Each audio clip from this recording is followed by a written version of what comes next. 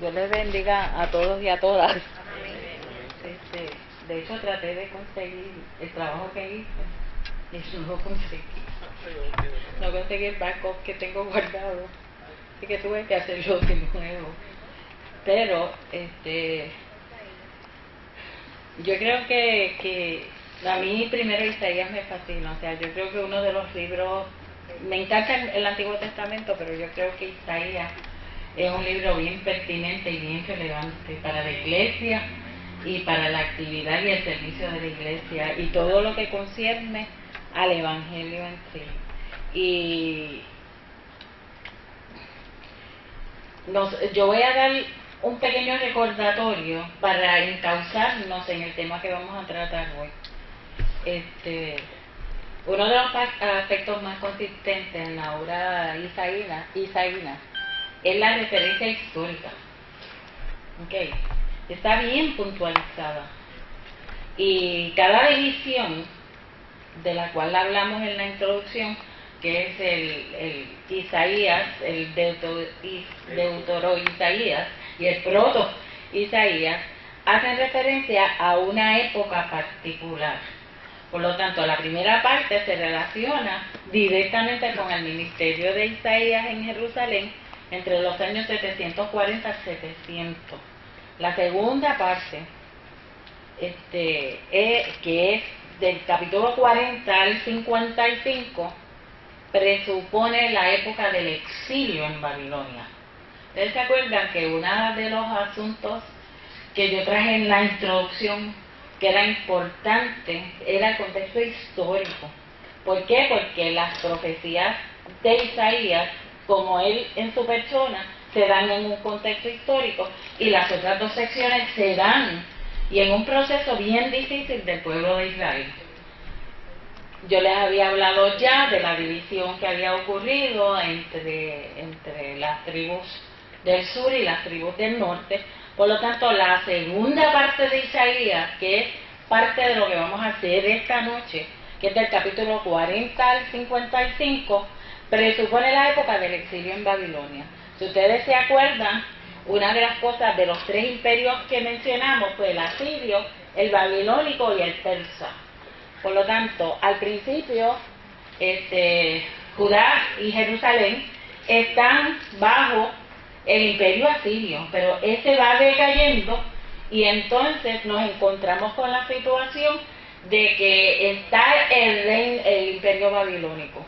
Obviamente, cuando usted tiene un imperio invadiendo a otros países y formando su imperio, pues hay cambios drásticos entre el imperio, entre la metrópolis y lo que llamamos la colonia en la política moderna, o sea, la metrópolis y la colonia.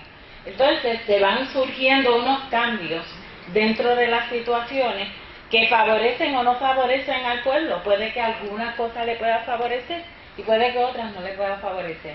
Pero en el caso de Israel, bajo esos cambios, en este tiempo hasta siglo VI antes de Cristo, básicamente Israel, Jerusalén es destrozada, saqueada, está el exilio de Israel, y eso usted no lo vamos a leer esta noche, pero si quiere puede encontrar referencias sobre esa, cuando Jerusalén es saqueada, en los capítulos de Segunda de Reyes 24 y 25 son bien importantes, que si usted como estudiante de la Biblia está estudiando a Isaías y leyendo algo de Isaías, lea esos dos capítulos para que usted note cómo los personajes que hemos mencionado por ahí, que parecen raros, están mencionados muchos de ellos ahí en esos dos capítulos. Los cambios que hubo, la guerra siro-israelita, Primera de Reyes. Segunda de Reyes, 24 y 25. Acuérdense que Reyes y Crónicas hacen mucha referencia a cuestiones que usted va a notar que están separadas por los libros proféticos. ¿Okay? Y entonces, en ese sentido, la destrucción del reino del norte y la caída de Samaria, el exilio y la intervención definitiva en Judá y Jerusalén. Eso es bien impactante. Hay una crisis bárbara en el pueblo de Israel. ¿Por qué? Porque todas sus instituciones están cambiadas. Cuando nosotros tuvimos yo no sé cómo usted lo prefiera llamar, cuando nosotros tuvimos la invasión norteamericana en Puerto Rico, pues hubo unos cambios. Nosotros veníamos de un régimen español con un código civil, derechos romanos, y de pronto estas instituciones que empiezan a surgir como parte del sistema de cambio político y de cambio institucional, pues empiezan a surgir unas figuras ajenas al derecho puertorriqueño y que se fueron poco a poco incorporando. Especialmente el idioma. Hubo el problema del idioma, o sea que se trató de implantar el inglés como idioma oficial, y pues estuvo una época que todo se trató de enseñar en inglés, y posteriormente pues se tuvo que eliminar, y el famoso cuento y las tradiciones, cómo empezaron a converger las tradiciones nuestras con las norteamericanas. O sea, al día de hoy lo vemos más cercano porque pues lo vivimos más de cerca, pero en aquel tiempo era un cambio bien abrupto, eran unos cambios que producían, estaba la cuestión de la ciudadanía. O sea, éramos en ese tiempo los que nacieron en ese tiempo eran ciudadanos españoles, quedaron en un limbo jurídico porque no se sabía entonces hasta que se resolvió dando la ciudadanía americana en 1916-17. O sea, eso es lo mismo que pasa con Israel.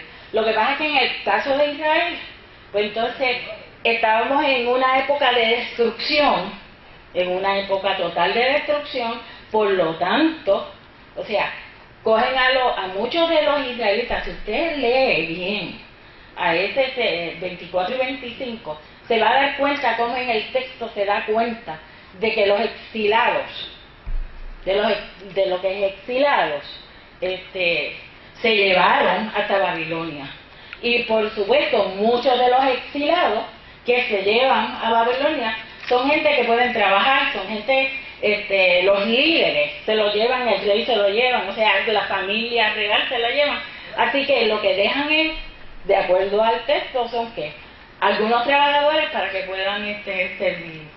Así que son distintos cambios que van a ocurrir, pero en medio de toda esta situación, como la primera sección es la de Isaías el profeta en sí, siempre, como ya estudiamos, va a haber la institución o el hombre y la mujer que hablan acerca de la voz de Dios. Y si se entiende que el que escribió la segunda parte de Isaías fue un profeta en el exilio. Por lo tanto, durante esa época de crisis, esa época de cambios dramáticos, cambios bien dramáticos, ¿por qué? Porque el sacerdocio se rompe. ¿Usted sabe lo que es? Que usted tenga un país con su idioma, que tenga un país con sus tradiciones, con su culto. Una nación como Israel, que era, de acuerdo al texto bíblico, nación escogida por Dios. O sea, con una nacionalidad, con unas estructuras de años, y que de pronto usted diga, a mí se me cayó el kiosco. Se fue eliminando. El Salmo 137 refleja eso, ¿verdad? Exacto, entonces vamos a ver otras referencias de cómo algunos de los salmos, que no pudimos entrar en todo ello, pero algunos de los salmos reflejan ese dolor. ¿Por qué? Porque aquí para los años 40 se intentó vaciar a Vieques. Había una orden militar de eliminar a todos los viequenses de la isla de Vieques para convertir toda el área en un área restringida y militar. Sí. Pero ustedes saben parte de lo que pasó. Por eso usted ve a muchos viequenses en Santa Cruz, especialmente se los llevaban a Santa Cruz, le ofrecieron, fueron cogiendo los terrenos y pasó algo particular. Y fue cuando trataron de sacar a los muertos del cementerio. Cuando trataron de sacar los muertos del cementerio, ahí se paralizó. Increíblemente, se paralizó. Y entonces, por eso es que usted ve a Vieques, que cuando, como quiera la Marina todavía es dueña, o los federales, parte del terreno, usted ve que mitad de la isla y al otro lado, y en el medio quedaba el pedazo. Y fue que no pudieron, los viequenses se levantaron en protesta, porque le estaban sacando los muertitos del cementerio. Quizás si lo hacen ahora, pues uno está más acostumbrado, esa solemnidad, esa cosa sagrada de que los muertos, o sea, no se movían, de que ahí estaban mamá, papá, mi familia, en la tierra que me vio nacer. Pues entonces, ese tipo de cosas, pero en Israel lo lograron, desarraigaron a Israel. Estamos con Jerusalén, el templo destrozado y saqueado. ¿Ok? No hay las instituciones en derecho. Y empieza ese reclamo de parte del profeta a señalar qué es lo que hay. Y yo quisiera así por encimita, porque los voy a llevar y tratar de cubrir el material. Yo no voy a hablar mucho sobre muchas expresiones, o sea, teológicas en general, porque lo voy a llevar con el texto bíblico. Y para eso tenemos que avanzar y correr, pues son muchas porciones bíblicas. El problema que estamos teniendo, y algunos de los hermanos y hermanas están protestando, es que cuando damos para la lectura, en la grabación hay unos baches, lo que llaman los baches, que es que no se oye la grabación. Y si algún hermano o hermana pues puede buscar otro micrófono para que nos ayuden a ir leyendo, tiene que ser bien rápido para poder cubrirse el material, porque es bastante. En ese dolor de ese exilio nacional y la crisis del liderato, la ausencia del culto, es que surge lo que se llama el libro de consolación, que es del 40 al 55, el segundo a Isaías. Y para mí, aquí hay una convergencia en este 40 al 55 de dos figuras teológicas bien profundas. Nosotros venimos hablando, y yo hablé particularmente, yo no sé si el pastor lo tocó el martes pasado, yo he venido hablando de la hija de Sión. Hablé de la hija de Sión en mi introducción, como figura teológica. La hija de Sión es la ciudad de Jerusalén. Tiene unas implicaciones, obviamente, de ciudad como cualquiera otra. No estamos hablando meramente de que estamos espiritualizando las cosas. La ciudad existe, la ciudad está ahí. Isaías es un citadino. Isaías no nace en el campo ni viene de la agricultura, es de la ciudad de Jerusalén. Por lo tanto, toda su convergencia histórica, sus experiencias personales, están hechas en la ciudad. Y así, cuando él empieza su ministerio, empieza a profetizar, empieza hablando dentro de la ciudad. Esa ciudad del culto, esa ciudad del templo que representaba la presencia de Dios. ¿Por qué? Porque desde un principio la presencia de Dios estaba representada en el lugar de reunión.